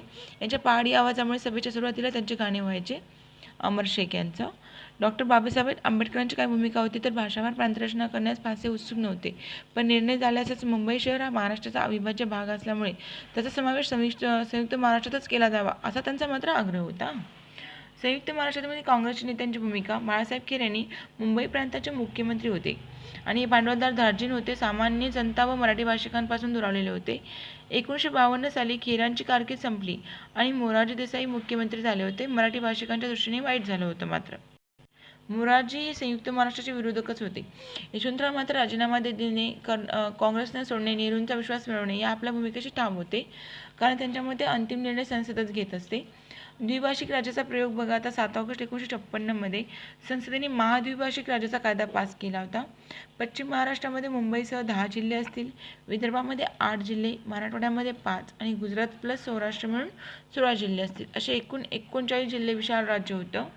मोरारजींनी या निर्णयाचं स्वागत केलं होतं. 1 नोव्हेंबर 1956 बघा द्विभाषिक मुंबई राज्याचे मुख्यमंत्री बनले होते यशवंतराव, आणि त्यावेळेस लक्ष्मण शास्त्री ते लिहित होते की यशवंतराव म्हणाले, मी बंदुकीची गोळी न वापरता राज्य करणार आहे. अनेक असामान्य गुण असल्याने ही जबाबदारी सहज पेलल्या गेली. ओके. 1957 सार्वत्रिक निवडणूक झाली होती. 1957 लोकसभा, विधानसभा आणि मुंबई महानगरपालिकेच्या निवडणुका झाल्या होत्या आणि यामध्ये संयुक्त महाराष्ट्र समितीला मोठे यश मिळालं होतं. विशेषतः पश्चिम महाराष्ट्रामध्ये बघा काँग्रेसला मोठा धक्का बसला होता. मुंबई महानगरपालिकेमध्ये 71 जागा समितीने जिंकल्या होत्या आणि या निकालावरून स्पष्ट झालं की लोकांचा कौल संयुक्त महाराष्ट्र निर्माण होण्याकडेच आहे. शिवछत्रपतीच्या पुतळ्याचे अनावरण, प्रतापगडाचा मोर्चा. प्रतापगडावर छत्रपती शिवाजी महाराजांच्या पुतळ्याचं अनावरण 30 नोव्हेंबर 1957 रोजी करण्यात आलं होतं आणि या अगोदर नेहरूंसमोर निदर्शने करण्यास संयुक्त महाराष्ट्र समितीने ठरवलं होतं. त्याप्रमाणे पूर्वनियोजन करून भाई माधवराव महागल यांच्या नेतृत्वाखाली प्रतापगडावर मोर्चा काढण्यात आला होता. समितीमध्ये नेहरूंना मराठी भाषिकांच्या भावना समजावून देण्यात यशस्वी झाली होती समिती. 1960 मध्ये महाराष्ट्र निर्मितीच्या हालचाली सुरू झाल्या होत्या. इंदिरा गांधी यांनी काँग्रेस अध्यक्ष म्हणून मुंबई येथे महाराष्ट्र निर्मितीचे आश्वासन दिले होते. मोरारजींनी डांग आणि गुजरात प्रश्न मांडला होता, तेही मान्य झाला होता.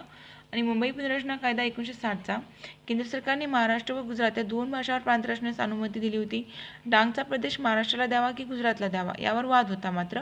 तथापि महाराष्ट्रामध्ये मुंबई आल्यामुळे सौदेबाजीमध्ये महाराष्ट्र बळी पडला आणि डांगचा भाग 20 केडी गुजरातला गेला होत्या. वित्तीय देवाणघेवाणीसंबंधीच्या अडचणी केंद्र सरकारपुढे होत्या. महाराष्ट्राच्या वतीने यशवंतराव चव्हाणांनी मांडल्या होत्या आणि गुजरातच्या वतीने जीवराज मेहता यांनी. ओके. महाराष्ट्राच्या वतीने यशवंतराव चव्हाण आणि गुजरातच्या वतीने जीवराज मेहता. तरतुदी काय केली होती? 1 मे 1960ला महाराष्ट्र आणि गुजरात निर्माण करावं. महाराष्ट्राची रचना बघा 1 मे 1960ला निर्मित झाली होती, तेव्हा 26 जुलै आणि 4 विभागामध्ये केलं होतं. मुंबई विभागामध्ये बृहन्मुंबई, ठाणे, कुलाबा, रत्नागिरी, नाशिक, धुळे, जळगाव. पुणे विभागामध्ये पुणे, नगर, सातारा, सांगली, कोल्हापूर, सोलापूर. नागपूर विभागामध्ये नागपूर, वर्धा, चंद्रपूर, भंडारा, यवतमाळ, अमरावती, बुलढाणा, अकोला. औरंगाबाद विभागामध्ये औरंगाबाद, बीड, नांदेड, परभणी, उस्मानाबाद हे जिल्हे होते. मुंबई शिवाजी पार्कवर पंडित नेहरूंच्या हस्ते 1 मे 1960मध्ये कामगार दिनी महाराष्ट्र राज्याची घोषणा करण्यात आली होती. आता मराठवाडा मुक्तीसंग्राम बघू. मराठवाडा मराठी भाषा बोलण्याचा भूप्रदेश आहे. मराठवाड्यांची कागदपत्रातील पहिली नोंद 1570 ते 1614 या कालखंडात झाली होती. तारिखी परिषदामध्ये मराठवाडी अशी झाली होती की मराठवाडी. सालारजंग पहिला 1870मध्ये राज्याची नवी जिल्हाबंदी करून मराठी भाषिकांचा औरंगाबाद सुभा निर्माण केला आणि त्यास मराठवाडा असं नाव दिलं होतं. घृष्णेश्वर, वैजनाथ, नागनाथ ही 3 ज्योतिर्लिंगे मराठवाड्यामध्ये येतात. मराठवाडा सातवाहन कालखंड. सम्राट अशोकानंतर काही दशकांमध्ये मराठवाड्यामध्ये सातवाहनांचा उदय झाला होता. पैठणी सातवाहनाची राजधानी होती. मराठवाड्यामध्ये 450 वर्ष राज्य केलं होतं सातवाहनाने. सातवाहन या महान पुरुषाने याची स्थापना केली होती. सातवाहन घराण्यामध्ये शालिवाहन या नावाने ओळखला जातो. सातवाहन घराण्यालाच शालिवाहन म्हणतात. मान्सूनवाराचा शोध ग्रीक रोमन साम्राज्याच्या संबंधित आहे. पैठणच्या रेशमी वस्त्रांनी, तेलच्या तेलम वस्त्रांनी, दक्षिण भारतातील मसाल्याच्या पदार्थांनी पाश्चिमात्य जगाला आकर्षित केलं होतं. या काळामध्ये म्हणजे बघा, पैठणची रेशमी वस्त्रे, तरेच्या तेलम वस्त्री आणि दक्षिण भारतातले मसाल्याचे पदार्थ यामुळे पाश्चिमात्य लोक आपल्याकडे येऊ लागले होते. या काळामध्ये बौद्ध धर्मामध्ये लोकधर्माचे रूप आणि जैन धर्माने आपले स्थान पक्क केलं होतं.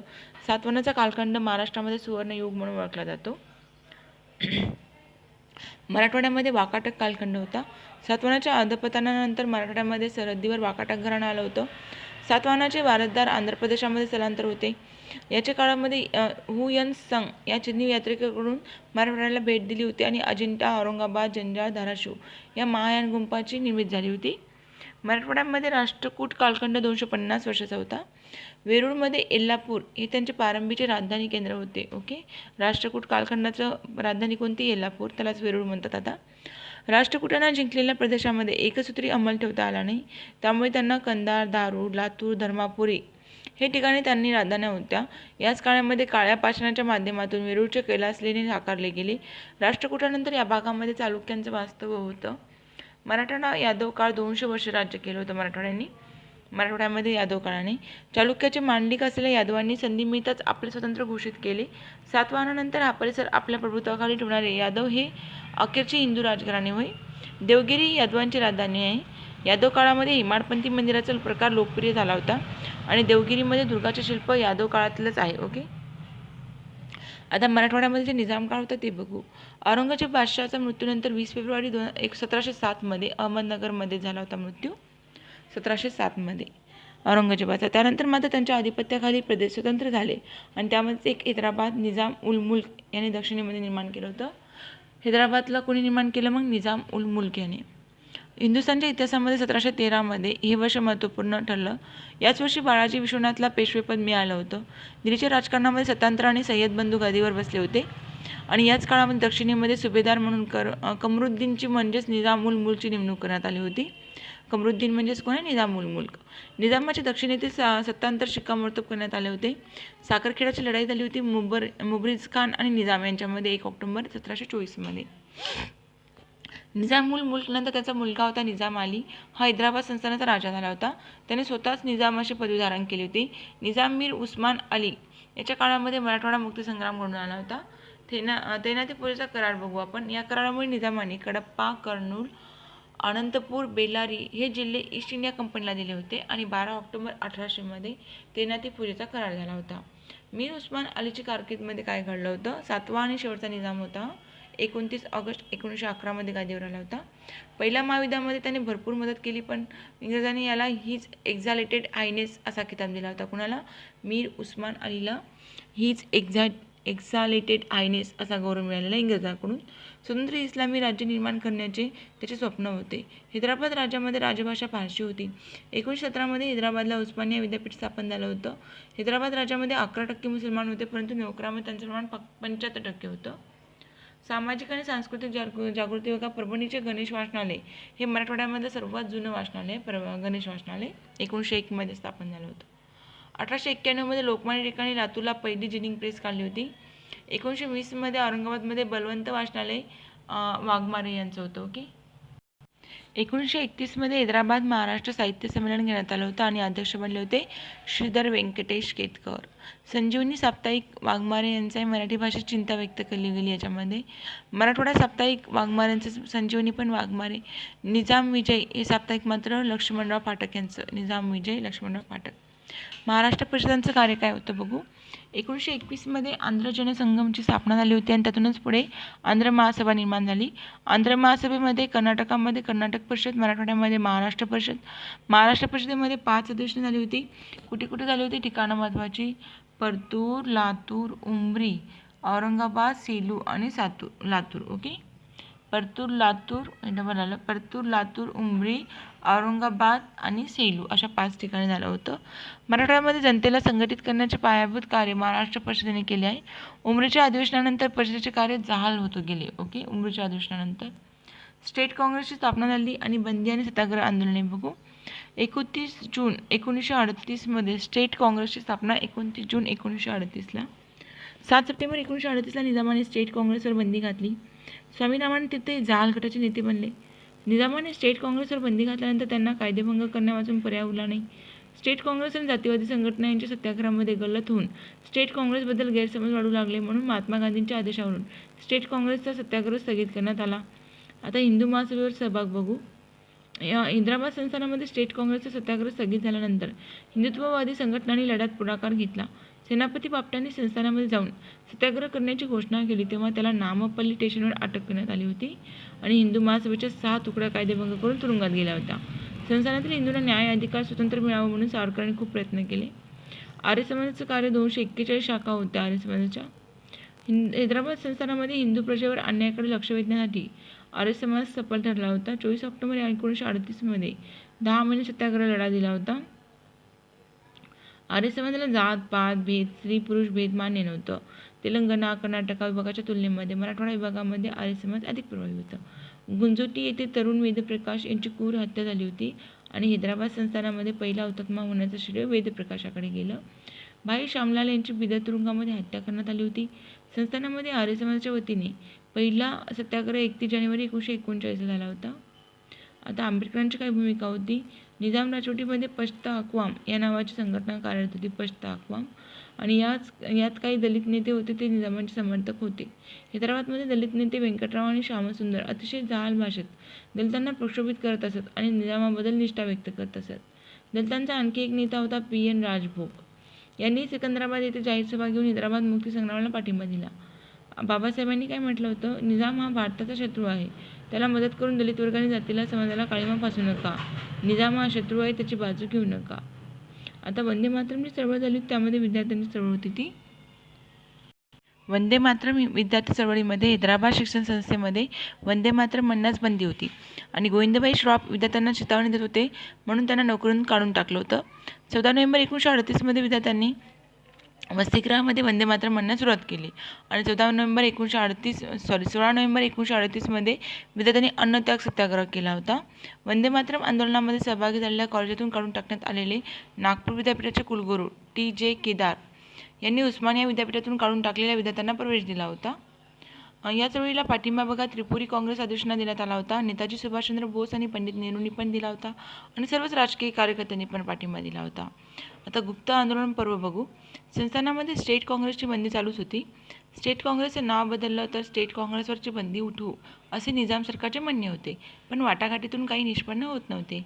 म्हणून जहाल गटाने गांधीकडे आंदोलनाची मागणी केली. गांधींनी वैयक्तिक सत्याग्रहाला मान्यता दिली आणि स्वतःच 5 नेत्यांची निवड केली. एक होते स्वामी रामानंद तीर्थ, त्यांना स्वामीजी म्हणत. हिरालाल कोटेचा बीडचे होते.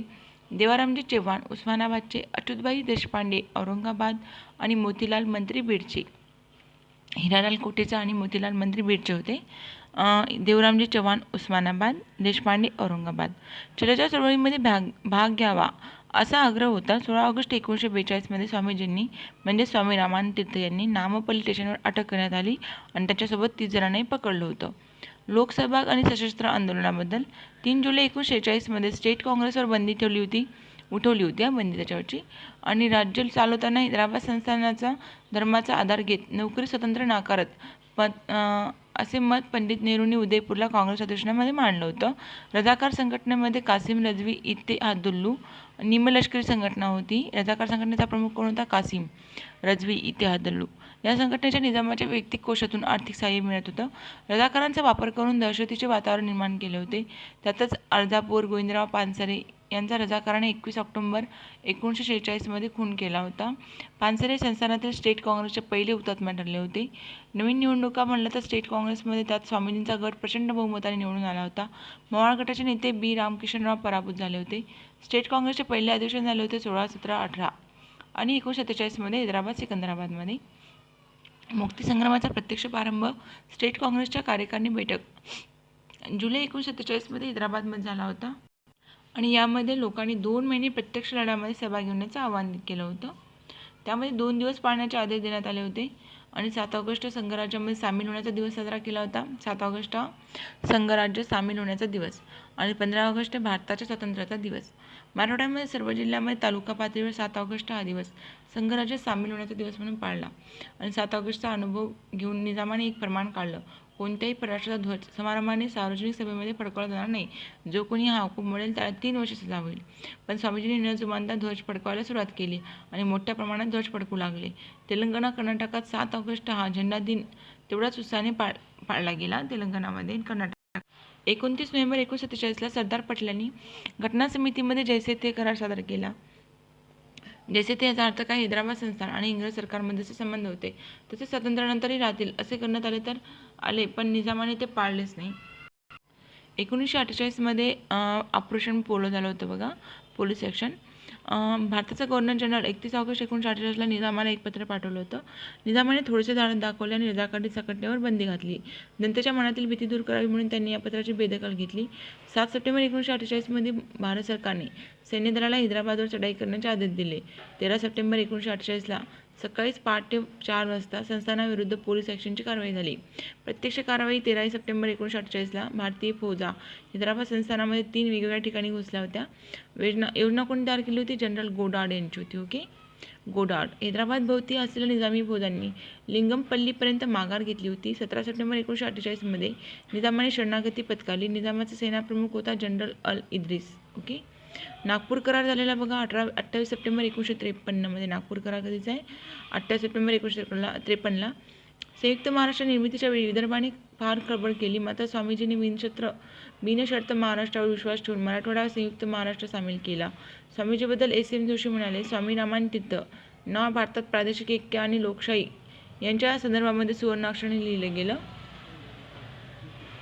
इतिहास प्रसिद्ध नागपूर करारावर स्वामीजींचे स्नेही देवीसिंग चौहान गुरुजी यांनी मराठवाड्याचे प्रतिनिधी म्हणून स्वाक्षरी केली.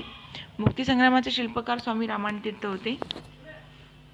जन्म विजापूर तालुक्यामध्ये सिंधवी या गावी 3 ऑक्टोबर 1903 रोजी झाला होता.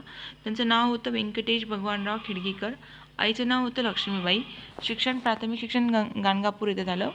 देशसेवेला पूर्ण वाहून घेण्यासाठी संन्यास घ्यावा असं त्यांचं म्हणणं होतं. पंजाबचे एक कवी संत स्वामी रामतीर्थ यांचे शिक्षण नारायण स्वामी यांच्या हातून 14 जानेवारी 1932 मध्ये झालं होतं. हिप्परगा येथे खेडगेकरांनी विद्वंत संन्यास घेतला आणि तेव्हापासून त्यांचं नाव स्वामी रामायण तीर्थ झालं होतं. ओके, पंजाबचे एक कवी होते संत स्वामी रामतीर्थ आणि त्यांचे शिक्षक कोण होते? नारायण स्वामी यांच्या हातून 14 जानेवारी 1932 ला हिप्परगा येथे खेडगेकरांनी विद्वत संन्यास घेतला होता. ओके, खेडगेकरांनी, आणि मग तेव्हापासून त्यांचं नाव काय झालं होतं? स्वामी रामानंद.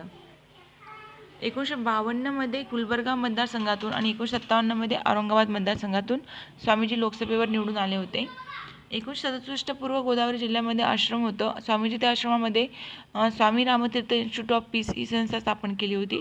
1970 मध्ये मराठवाडा विद्यापीठाने त्यांना डॉक्टर ऑफ लॉज ही सन्मानदर्शक पदवी दिली. वयाच्या 69व्या वर्षी 22 जानेवारी 1972 मध्ये हैदराबाद येथे त्यांचे निधन झालं होतं. हैदराबाद शहरातील बेगमपेठ येथे त्यांची समाधी आहे. बेगमपेठमध्ये. संयुक्त महाराष्ट्र आंदोलनाचे मराठवाड्यातले योगदान बघूया. स्वामी रामानंद तीर्थ प्रारंभापासूनच भाषाभार प्रांतरचनेचे कट्टर पुरस्कर्ते होते. व्ही डी देशपांडे यांनी 1952 मध्ये संयुक्त महाराष्ट्र नावाचं साप्ताहिक सुरू केलं होतं आणि हैदराबाद विधानसभेचे अध्यक्ष होते काशीनाथराव वैद्य यांनी पैठण येथे भाषणामध्ये वेगवेगळ्या मराठवाडी राज्यांची भाषणा केली. तेव्हा तिचा सर्वत्र धिक्कार करण्यात आला होता. सर्फ एक खास म्हणजे हैदराबादच्या निजामाच्या मालकीची जमिनी. सर्फ एक खास म्हणजे काय? हैदराबादमध्ये निजाम लोक होते, त्यांच्या मालकीच्या जमिनीला सर्फ एक खास असं म्हणायचे. आता महाराष्ट्रातील प्रगती 1960 ते 2020 किती झाली बघू. महाराष्ट्र राजकारणामध्ये 50 वर्षाच्या कालखंडामध्ये अस्तित्वात असलेल्या राजकीय पक्षांच्या आणि मुख्यमंत्र्यांच्या कारकिर्दीमध्ये थोडक्यात आढावा. काँग्रेस पक्ष महाराष्ट्रामध्ये 1952 पासून ते 1995 पर्यंत सत्तारूढ पक्ष म्हणून कार्यरत होता. 1978 ते 80 या पुरोगामी लोकशाही दल सरकारचा वगळता. ओके, म्हणजे 78 ते 80 हा वगळता 1952 ते 95 पर्यंत होते ते. 1969 काँग्रेस पक्षामध्ये फूट पडली. इंडिकेट आणि सिंडिकेट असे 2 गट निर्माण झाले. इंडिकेट, सिंडिकेट 1969 राष्ट्रपती व्ही व्ही गिरी निवडून आल्यामुळे आणि 1972च्या निवडणुकीमध्ये इंडिकेटला बहुमत मिळालं होतं. 1995च्या निवडणुकीमध्ये काँग्रेसला 80 जागा मिळाल्या आणि विरोधी पक्ष म्हणून भूमिका वठवावी लागली. 1999 काँग्रेस पक्षामध्ये फूट पडली आणि राष्ट्रीय काँग्रेस आणि राष्ट्रवादी काँग्रेस असे 2 पक्ष झाले होते. 1999 जनता पक्ष बघू, 4ही पक्ष जनता पक्षात विलीन झाले होते. सिंडिकेट काँग्रेस 1969 काँग्रेस पक्षामध्ये फूट पडली आणि 2 पक्ष निर्माण झाले होते, त्यामधला सिंडिकेट काँग्रेस. समाजवादी विचारसरणीचा पुरस्कार करणाऱ्या सिंडिकेट पक्षाला प्रतिसाद न मिळाल्यामुळे हा पक्ष कुठे गेला? जनता पक्षामध्ये. समाजवादी पक्ष 1934 जयप्रकाश नारायण, अशोक मेहता, आचार्य नरेंद्र देव यांनी समाजवादी पक्षाची स्थापना केली होती. 1955 2 गट पडले होते. डॉक्टर राम मनोहर लोहिया यांनी समाजवादी पक्षाची पुनर्स्थापना केली होती आणि अशोक मेहता गटाने प्रजा समाजवादी पक्ष. ओके, डॉक्टर राम मनोहर लोहिया म्हणलं तर समाजवादी पक्ष, अशोक मेहता म्हणलं तर प्रजा समाजवादी पक्ष. 1964 दोघांचं एकत्रीकरण झालं आणि संयुक्त समाजवादी पक्ष स्थापन करण्यात आलं होतं. नेतृत्व एस.एम. जोशी, नाथ पे, मधु दंडवते आणि महाराष्ट्रामध्ये नागा गोरे आणि एस.एम. जोशी. ओके, जनसंघ 1951 साली जनसंघ या पक्षाची स्थापना झाली होती. श्यामाप्रसाद मुखर्जी यांनी केली होती जनसंघ. राष्ट्रीय स्वयंसेवक संघाच्या सहकार्याने हा पक्ष स्थापन झाला होता. उत्तमराव पाटील, रामभाऊ मळंगी, वसंत भागवत हे पण होते याच्यामध्ये. भारतीय लोकदलामध्ये 1974 साली चरणसिंग चौधरी यांच्या नेतृत्वाखाली यूपीमध्ये हा पक्ष स्थापन झाला होता, भारतीय लोकदल. पण महाराष्ट्राच्या राजकारणावर या पक्षाचा प्रभाव काही पडला नाही. 1977 संघटना काँग्रेस, समाजवादी पक्ष, जनसंघ आणि भारतीय लोकदल या 4 पक्षांचा मिळून जनता पक्ष तयार झाला होता. 1978 महाराष्ट्रामध्ये स्थापन झालेल्या पुलोद सरकारमध्ये त्यांचा सहभाग होता. साम्यवादी पक्षामध्ये भारतामध्ये स्थापना 1924 साली झाली होती, पण प्रत्यक्ष कार्य 1948 साली करण्यात आलं होतं. चीन युद्धानंतर 1963 पक्षामध्ये फूट पडली होती. एक चीनवादी गट झाला होता आणि एक रशियनवादी गट. चीनवादी गटामध्ये 1964 साली मार्क्सवादी कम्युनिस्ट पक्षाची स्थापना करण्यात आली आणि रशियनवादीमध्ये 1964 भारतीय कम्युनिस्ट पक्ष भाकपची. ओके, आता भारतीय रिपब्लिकन पक्ष डॉक्टर बाबासाहेबांच्या कल्पनेनुसार दलित आणि शोषितांच्या हितासाठी त्यांच्या अनुयायांनी 1957 3 ऑक्टोबर 1957 भारतीय रिपब्लिकन पक्ष, शेड्युल्ड कास्ट फेडरेशन बरखास्त करून भारतीय रिपब्लिकन पक्ष स्थापन केला. शेतकरी कामगार पक्ष 1948 शेतकरी कामगार पक्षाची स्थापना झाली होती आणि या पक्षाने मार्क्सवादाचा स्वीकार करून समतावादी समाज निर्मितीचे उद्दिष्ट ठेवलं होतं. शिवसेनेची स्थापना 1966 19 जून मुंबई बाळासाहेब ठाकरे. 1995 विधानसभा निवडणुकीमध्ये शिवसेना सर्वात मोठा पक्ष म्हणून निवड झाला होता. भारतीय जनता पक्षात फूट पडल्यावर 1980 भारतीय जनसंघाच्या नेत्यांनी भारतीय जनता पक्ष स्थापन केला होता. जनता दल जनता पक्षाने 1987 जनता दल स्थापन केला. 1990च्या विधानसभा निवडणुकीत बऱ्यापैकी यश मिळालं. राष्ट्रवादी काँग्रेस पक्ष 10 जून 1999 शरद पवार व त्यांच्या सहकाऱ्यांनी राष्ट्रवादी काँग्रेस पक्षाची स्थापना केली होती. आता मुख्यमंत्र्यांची कारकीर्द बघू. यशवंतराव बळवंतराव चव्हाण 1 मे 1960 ते 19 नोव्हेंबर 1962 पर्यंत कार्यकाळ. 12 मार्च 1912 देवराष्ट्र तालुका खानापूर जिल्हा सांगलीमध्ये जन्म झाला होता. आधुनिक महाराष्ट्र शिल्पकार आणि भाग्यविधाते म्हणून ओळखले जातात. पंचायत राजची सुरुवात पण कुळ कायदा, कोयना जलविद्युत प्रकल्प यांच्याच काळामध्ये. 1962 चीन आक्रमण, भारताचे संरक्षण मंत्री पण होते, भारताचे उपपंतप्रधान पद सांभाळलं होतं, वित्तमंत्री पण होते, परराष्ट्र व्यवहार मंत्री पण होते आणि गृहमंत्री पण होते यशवंतराव चव्हाण. आता मारुतराव सांब शिवपंत कन्नमवार 1962 ते 63 कार्यकाळ. 10 जानेवारी 1919 चंद्रपूरमध्ये जन्म. यांचं कार्य म्हणजे ओझरचा मीग कारखाना नाशिकमधला, वरणगाव, भंडारा आणि भद्रावती संरक्षण साहित्य कारखाना, संरक्षण निधीसाठी मोठी रक्कम जमवली होती. परशुराम कृष्णाजी सावंत यांनी काळजीवाहू मुख्यमंत्री म्हणून कार्य केलं होतं 1963. वसंतराव फुलसिंग नाईक यांनी 1 जुलैमध्ये कृषी दिन म्हणून साजरा केला जातो बघा नाईक यांच्याबद्दल जन्मदिनी. 1913 जन्म झाला होता. गहुली पुसद यवतमाळचे आहेत नाईक हे वसंतराव नाईक. यांचं कार्य म्हणजे महाराष्ट्रातील 3 मोठ्या दुष्काळाची सामना करून हरितक्रांती घडवली होती. आरे कॉलनीचा विकास केला आणि पाणी अडवा आणि पाणी जिरवा ही संकल्पना यांचीच आहे. महाराष्ट्रामध्ये रोजगार हमी योजना यांच्याच काळात सुरू झाली होती. शंकरराव भाऊराव चव्हाण यांच्यावर प्रभाव होता रामानंद तीर्थ यांचा. जन्म झाला 14 जुलै 1920 पैठणमध्ये, औरंगाबादमधल्या. कार्य यांचे पाटबंधारे प्रकल्पाच्या उभारणीमध्ये मोलाचं कार्य केलं. जायकवाडी प्रकल्प, विष्णुपुरी उपजलसिंचन प्रकल्प, उजनी, इसापूर, पेनगंगा, अप्पर मांजरा प्रकल्प यांची पायाभरणी केली. उर्दू अकादमीची स्थापना, कापूस एकाधिकार योजना, आदिवासी आश्रमशाळा. वसंतराव बंडूजी पाटील यांच्याबद्दल बघू. वैद्यकीय आणि अभियांत्रिकी महाविद्यालयांना विना अनुदानित तत्वावर परवानगी देण्याचा ऐतिहासिक निर्णय घेऊन ग्रामीण विद्यार्थ्यांना उच्च शिक्षणाची दारे उघडून दिली. कांद्याला आधारभूत किंमत. ओके. शरदचंद्र गोविंद पवार यांचा जन्म झाला होता 12 डिसेंबर 1940 काटेवाडीमध्ये, बारामती जिल्हा पुणे. वयाच्या 38व्या वर्षी सर्वात तरुण मुख्यमंत्री होता. यांचं कार्य शेतमजुरांसाठी किमान वेतन, कृषी वीज दरात सवलत. 1994 राज्याचे महिला धोरण जाहीर केले होते. 1ली 4थीपर्यंत मोफत दूध, मुलींना मोफत शिक्षण. केंद्राप्रमाणे राज्य कर्मचाऱ्यांना महागाई भत्ता. महिला आयोगाची स्थापना करण्यात आली होती. पहिले राष्ट्रपती राजवट 17 फेब्रुवारी 1980 ते 9 जून 1980, 113 दिवस. अब्दुल रहमान अंतुले 1980 ते 1982. नाशिक ते अमरावती या 2 नव्या प्रशासकीय विभागाची, लातूर, जालना, सिंधुदुर्ग या 3 नवीन जिल्ह्याची निर्मिती केली होती. कुलाबा रायगड नामकरण करण्यात आलं, कुलाबाचं रायगड असं यांच्याच काळामध्ये. ओके. अंतुलेच्या. मानखुर्द नवी मुंबई रेल्वे मार्गास मंजुरी दिली होती. डॉक्टर बाबासाहेब भोसले 1982 ते 83पर्यंत कार्यकाळ. मुलींना 10वीपर्यंत मोफत शिक्षण दिलं होतं. अमरावती विद्यापीठाची स्थापना, कोल्हापूर चित्रनगरची स्थापना, औरंगाबाद उच्च न्यायालयाच्या खंडपीठाची सुरुवात बाबासाहेब भोसले यांच्याच कार्यकाळामध्ये. शिवाजीराव भाऊराव पाटील निलंगेकर 1985 ते 86पर्यंत. रोजगार हमी योजनेतील मजुरांना मंजुरीशिवाय 102 किलो ज्वारी देण्याचा निर्णय घेतला. ग्रामपंचायतीला दूरदर्शन संच देण्याचा निर्णय. लोक न्यायालय स्थापनेचा निर्णय. सुधाकरराव नाईक यांनी 1991 ते 93पर्यंत पाणलोट क्षेत्राचा विकास केंद्रस्थानी मानून जलसंधारण खात्याची निर्मिती केली होती. झेडपी अध्यक्षांना राज्य मंत्रिमंडळाचा दर्जा दिला होता. अल्पसंख्याकाच्या हितासाठी अल्पसंख्याक आयोगाची स्थापना पण केली होती. ओके. मनोहर जोशी 95 ते 99 या कार्यकाळामध्ये. मुंबई पुणे द्रुतगती महामार्ग मनोहर जोशी यांच्या कार्यकाळामध्ये. मुंबईतील उड्डाण पूल पण 1 रुपयाला झुणका भाकर मनोहर जोशी. झोपडपट्टी वासियांना मोफत घरे धोरण. क्रीडा प्रबोधिनीची स्थापना, महाराष्ट्र कला अकादमीची स्थापना यांच्याच काळामध्ये.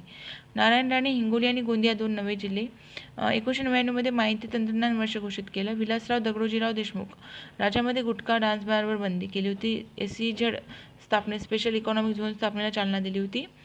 विद्युत मंडळाचे विभाजन करून महावितरण, महानिर्मिती आणि महापारेषण या 3 कंपन्या सुरू केल्या होत्या. महाराष्ट्र वित्त विकास मंडळ आणि अल्पसंख्याक विकास मंडळाची स्थापना केली होती. ओके. सुशीलकुमार शिंदे 2003 ते 4, अशोक चव्हाण 2008 ते 2009, 2009 ते 10, पृथ्वीराज चव्हाण 2010 ते 14 या कार्यकाळामध्ये. दुसरी राष्ट्रपती राजवट लागू झाली होती. 28 सप्टेंबर 2014 ते 31 ऑक्टोबर 2014, 32 दिवस होती. देवेंद्र फडणवीस 2014 ते 2019पर्यंत होते आणि पुन्हा 2019 ते 2019. ओके. 23 नोव्हेंबर 2019 ते 26 नोव्हेंबर 2019, फक्त 4 दिवस बनले होते. तिसरी राष्ट्रपती चळवळी राजवट ही 12 नोव्हेंबर 2019 ते 23 नोव्हेंबर 2019 12 दिवस. आणि उद्धव ठाकरे बनले होते 28 नोव्हेंबर 2019 तिसरी राष्ट्रपती राजवटचा कार्यकाळ बघा, 12 नोव्हेंबर 2019 ते 23 नोव्हेंबर 2019पर्यंत. 12 ते 23 नोव्हेंबर 2019. महाराष्ट्राची आर्थिक प्रगती. मालिक अंबरने जमाबंदीची नवीन पद्धत अंमलात आणली होती. मालिक अंबरने. छत्रपती शिवाजी महाराजांनी जहागिरावतने बंद करून रोख वेतन देण्याची सुरुवात केली होती. जमिनीच्या एकंदर 205 महसूल आकारला जायचा. महाराष्ट्रामध्ये कापूस आणि तेलबियांची निर्यात होऊ लागली होती. शेतीमध्ये 1960 ते 61च्या काळामध्ये 118.23 लाख लागवडीखाली क्षेत्रावरून 2000 ते 2001 222.56 लाख हेक्टर वाढलं होतं. 1960 राज्याच्या निव्वळ उत्पादनामध्ये कृषीचा हिस्सा होता 51%. 2000 ते 2001 मध्ये 17%. 2010 ते 11 मध्ये 13.9% असा कमी झाला होता. देशातील बियाण्यांच्या उत्पादनामध्ये महाराष्ट्र 40%. ओके. 1976 मध्ये महाराष्ट्र राज्य बियाणे महामंडळाची स्थापना झाली होती. महाराष्ट्र राज्य बियाणे महामंडळ 1976. Maharashtra agriculture produce marketing act 1993चा आणि यानुसारच प्रत्येक बाजारपेठासाठी कृषी उत्पन्न बाजार समिती स्थापन करण्यात आली होती 1993. 1999 ते 2000 मध्ये फल उत्पादन राज्याचा वाटा 20%, तर भाजीपाल्यामध्ये 5%. द्राक्ष, काजू, बिया, डाळिंब, संत्री, केळी उत्पादनामध्ये राज्याचा पहिला क्रमांक. 1971 नंतर ऑपरेशन फ्लड दुग्ध व्यवसाय प्रकल्प राबवला गेला. आणि महिला बचत गट. राज्यातील उत्पादन वाढीबरोबरच महिलांना स्वावलंबी बनण्यासाठी महिलांचे सक्षमीकरणासाठी महिला बचत गट सुरू केला होता. महिला बचत गटांना जिल्हा बँकेकडून आणि राष्ट्रीयकृत बँकेकडून कर्जपुरवठा केला जातो. ओके. हिस्ट्रीचा बराचसा पार्ट कव्हर करण्याचा प्रयत्न केला मी. थँक्यू.